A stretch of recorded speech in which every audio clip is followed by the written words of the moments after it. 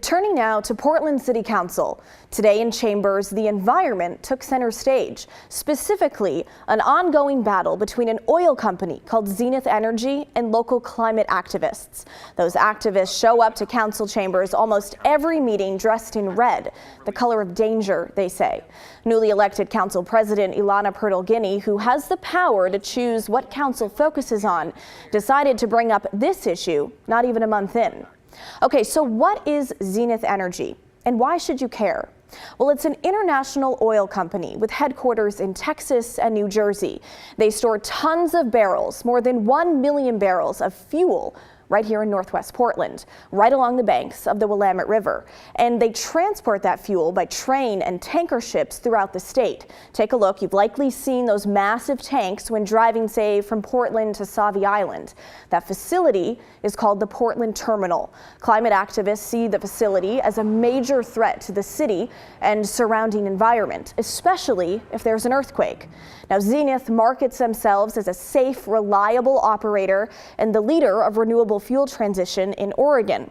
The terminal does not just hold crude oil. There's also renewable diesel fuel, plant-based gas for airplanes, and biodiesel. Today, Zenith officials explained how they plan to ensure tank safety and contain potential spills.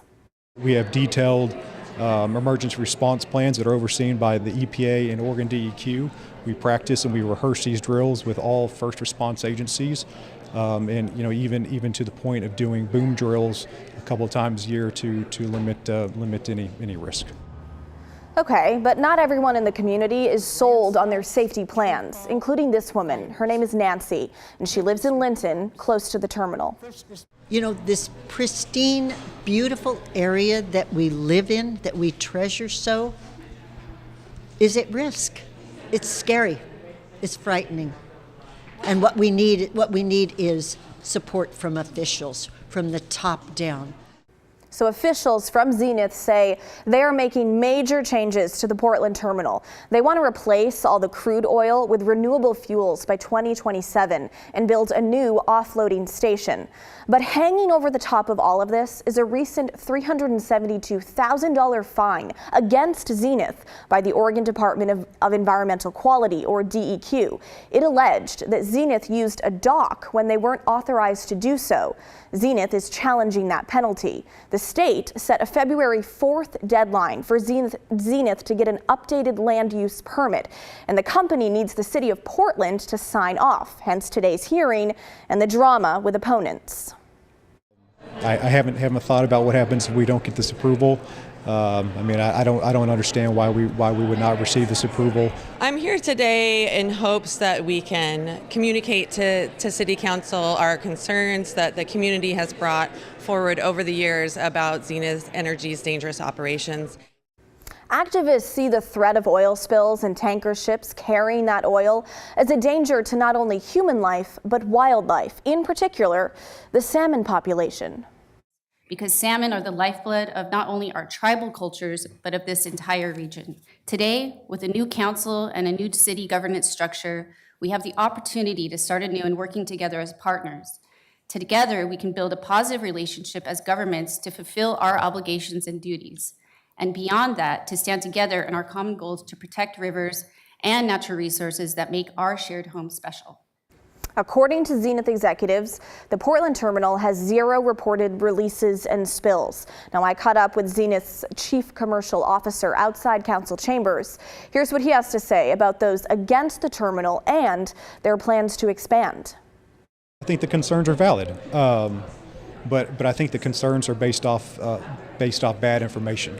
And we have spent significant resources, time and money bringing in outside third-party engineers to do a very detailed seismic vulnerability assessment of our facility. Well, I think we already know that we're in a climate crisis. We need to be reducing fossil fuels. The state has pretty aggressive fossil fuel and greenhouse gas reduction goals, and so we already know the harms, and we know that a lot of these renewable fuels carry the same harms. Our facility is the largest renewable fuel terminal in the Pacific Northwest. Both the state of Oregon, the city of Portland, and the Port of Portland all have their own climate-related programs that are that only succeed with renewable fuel supply. Now, it's also worth noting that the new permit Zenith needs the city to sign off on is simply due to a request from the Oregon DEQ, according to Zenith attorneys. So while they wait for a decision from the city, Zenith plans to continue operations unless the DEQ comes back with an order telling them to stop. So are you concerned with all of the oil and fuel stored along the Willamette?